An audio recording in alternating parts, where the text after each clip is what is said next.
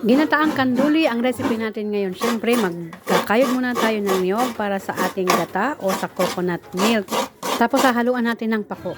Siyempre, ang una natin gagawin, ipiprito po muna natin yung ating kanduli.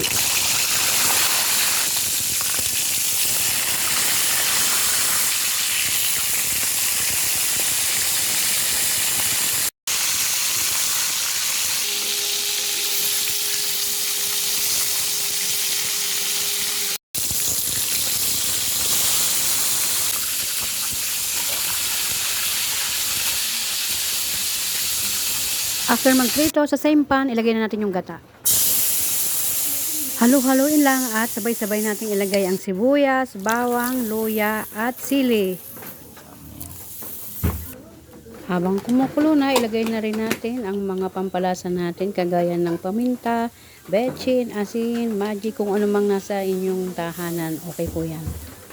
And then kapag kulong-kulo na, saka naman natin ilalagay ang ating kanduli.